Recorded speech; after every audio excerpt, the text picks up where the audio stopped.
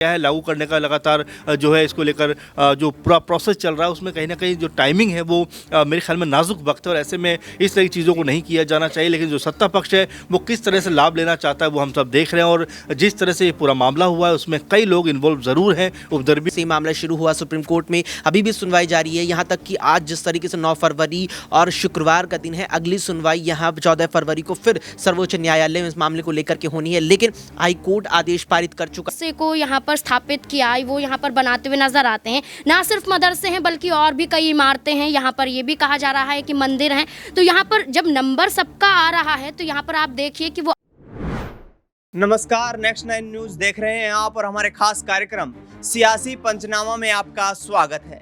देश में चुनावी माहौल काफी गर्म हो चुका है और इसी को देखते हुए उत्तराखंड में यूनिफॉर्म सिविल कोड को भी लागू कर दिया गया है। लेकिन यूनिफॉर्म सिविल कोड के लागू होते ही उत्तराखंड के हल्द्वानी से एक दिल दहला देने वाली तस्वीरें सामने आती हैं। जी हाँ, उत्तराखंड प्रशासन ने यहाँ पर अवैध अतिक्रमण को हटाने के आदेश जारी किए। इससे पहले 3 बार कोर्ट की तरफ से नोटिस जारी किया जाता है, लेकिन अतिक्रमणकारियों ने किसी प्रकार का कोई संज्ञान न लेते हुए यहाँ पर कोर्ट की एक न सुनी और लगातार उस मुद्दे को दबाया जाता रहा।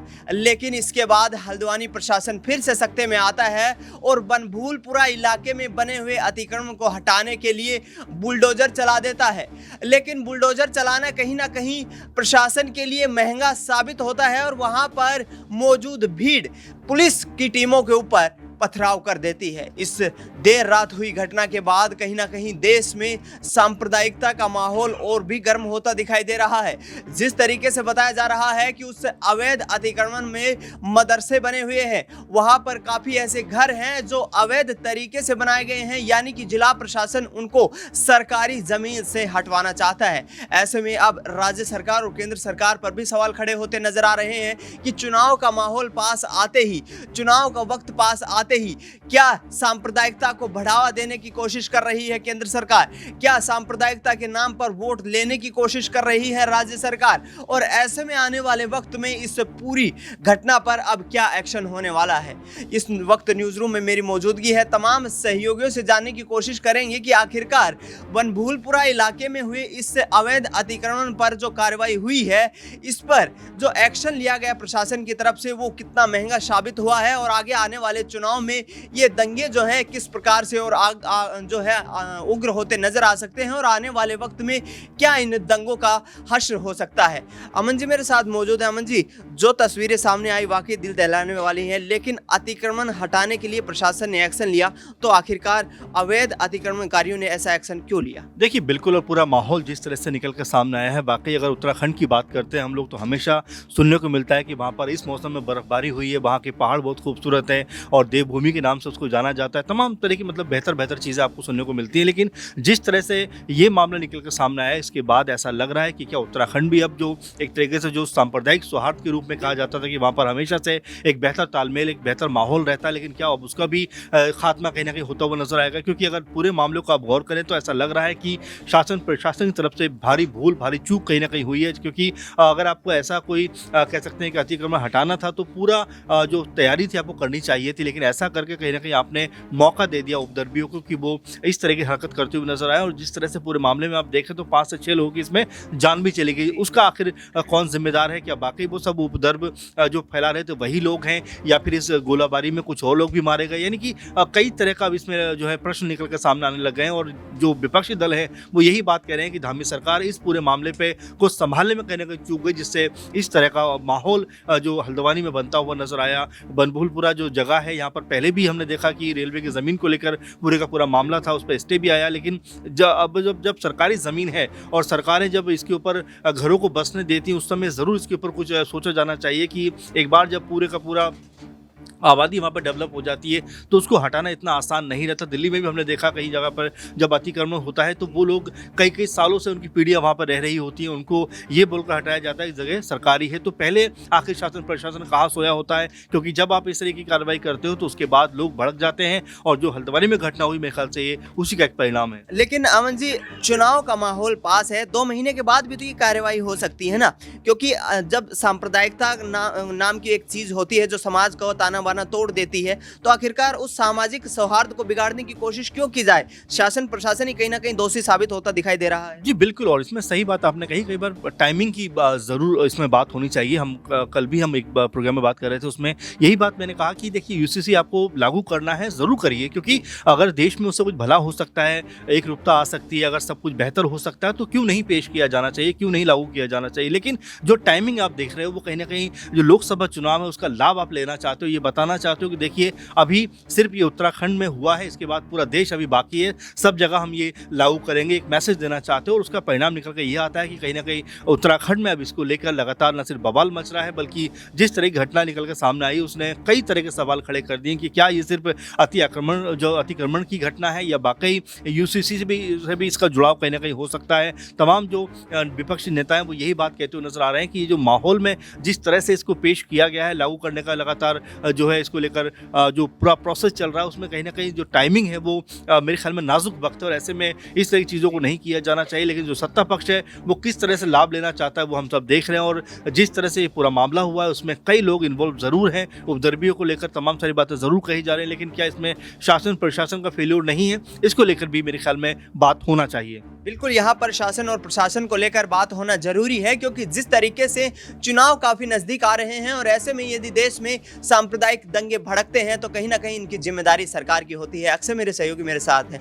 अक्षय, जो कार्यवाही प्रशासन की तरफ से की गई है और उसके बाद जो एक्शन का रिएक्शन हुआ है उससे कैसे देखते हैं आप? क्या लोगों की गलती है यहाँ पर अतिक्रमण करने वालों की, या फिर प्रशासन को कुछ वक्त का इंतजार करना चाहिए था? चुनावी जो माहौल है उसको चुनाव को संपन्न होने के बाद ये कार्रवाई करनी चाहिए थी। देखिए दिनेश, इससे पहले जो कार्रवाई मुझे इस मामले में याद आती है वो जनवरी 2023 में याद आती है। जनवरी 2023 में भी बुलडोज़र वनभूलपुरा में पहुंची थी। उस वक्त भी कार्रवाई के लिए यहाँ पर बुलडोज़र आगे किए गए थे। अवैध अतिक्रमण का मामला है, लंबे समय से ये खिंचता चला आ रहा है। कोर्ट में मामला है, हाई कोर्ट से मामला शुरू हुआ, सुप्रीम कोर्ट में अभी भी सुनवाई जारी है। यहाँ तक कि आज जिस तरीके से 9 फरवरी और शुक्रवार का दिन है, अगली सुनवाई यहाँ 14 फरवरी को फिर सर्वोच्च न्यायालय में इस मामले को लेकर के होनी है। लेकिन हाई कोर्ट आदेश पारित कर चुका था और आदेश हाई कोर्ट के पारित किए हुए 1 साल से भी ऊपर का वक्त हो गया कि हाँ वाकई में अवैध अतिक्रमण किया गया है और इसको हटाया जाए। लेकिन अक्षय अवैध अतिक्रमण हाईकोर्ट का जो आदेश आया है उसको 1 साल हो गया है, लेकिन यहाँ पर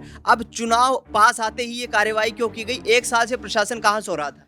दिनेश, प्रशासन ने अपने जो अधिकारी हैं अतिक्रमण हटाने के लिए वो 1 साल पहले भी भेजे थे। जनवरी का मामला आप गौर करेंगे तो पाएंगे कि जनवरी 2023 में भी ये मामला सामने आया था और जिस तरीके से अब सामने आया, उस दौरान भी हल्द्वानी में उस समय यहाँ पर प्रदर्शन हुए थे, विरोध प्रदर्शन हुए तो लोग सड़कों पर उतर आए थे। सड़कों पर उतर के यहाँ प्रशासन के इस अगले जो कदम उठाया जा रहा था अतिक्रमण को लेकर के, उस पर सवाल खड़े हुए तो उस वक्त भी। लेकिन प्रशासन ने जब उस दौरान यहाँ पर अतिक्रमण हटाने के लिए कदम बढ़ाए थे वो कदम भी पीछे हटे थे, और जब अब बढ़ाए गए ये जो समय है यहाँ पे जाके सवाल उठते हैं कि चुनाव नजदीक आ रहे हैं। लेकिन यहाँ पर फिर वही बात आती है कि अतिक्रमण के लिए जो कदम प्रशासन ने बढ़ाए हैं अतिक्रमण हटाने के लिए वो 1 साल पहले भी बढ़ाए गए थे, वो भी। लेकिन सुनवाई के दौरान जब मामला यहाँ पर कोर्ट में था उस दौरान सुप्रीम कोर्ट ने रोक लगाई थी कि अभी आप थोड़ा वक्त दीजिए। अब वो थोड़ा वक्त 1 साल का पूरा यहाँ पर घूम चुका है। अब जाकर के फिर मामला सुप्रीम कोर्ट में लगातार जारी है। अब देखते हैं कि आगे क्या कुछ होता है।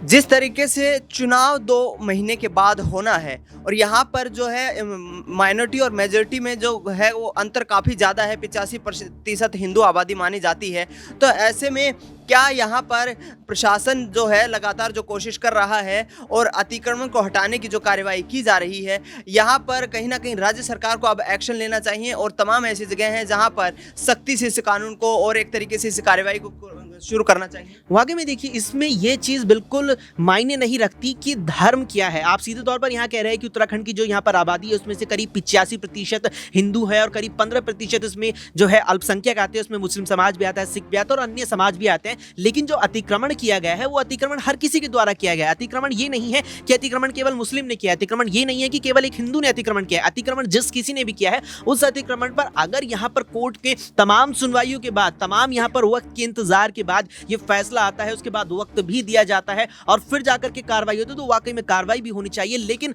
आप उस कार्रवाई को किसी भी तरीके से ये कहकर जस्टिफाई नहीं कर सकते कि यहां पर वक्त दिया जाना चाहिए। वक्त को भी एक साल से ऊपर का वक्त हो चुका है और उस समय यहां तमाम दर्शक मौजूद है, तो आप ये दृश्य जरूर देखना चाहेंगे। देखिए, ये बनभूलपुरा का ही वो दृश्य है जब यहां पर हिंसा हुई। आप ही देखिए कि जिन लोगों ने यहां पर अतिक्रमण किया हुआ है, क्या अतिक्रमण करने वाले लोग, क्या मासूम लोग, क्या मायूस लोग यहां पर इस तरह की दृश्य आपको दिखा सकते हैं। थाने में घुस करके, आप ये छोड़ दीजिए कि यहां अधिकारियों पर हमला किया गया, थाने में घुस करके हमला किया गया। क्या इस यहां पर गतिविधि को, इस एक्शन को, एक्शन का रिएक्शन कहेंगे, एक्शन का रिएक्शन, जो कुछ भी कहेंगे, क्या आप इसको जस्टिफाई कर रहे हैं? बिल्कुल भी किसी भी तरीके से इस बात को जस्टिफाई नहीं किया जा सकता। लेकिन जिस तरीके से मामला अभी भी कोर्ट में चल रहा है, इस बात को ये चीज जरूर कही जा सकती है। यहां सवाल जरूर खड़ा होता है कि जो टाइमलाइन है इस पूरे खेल की, खेल ही कहा जाएगा, क्योंकि जिस तरीके से यूसीसी हाल में लागू यहां पर राज्य सरकार ने राज्य में कर दिया है, उस बात को लेकर के आप जरूर कह सकते हैं कि लोकसभा चुनाव लगभग आ चुके हैं। ऐसे में जाकर के अतिक्रमण के लिए यहां पर जो बुलडोजर भेजे गए हैं, यहां पर जो कार्रवाई की गई है, इस पर जरूर कहा जा सकता है। लेकिन किसी भी तरीके से जो यहां पर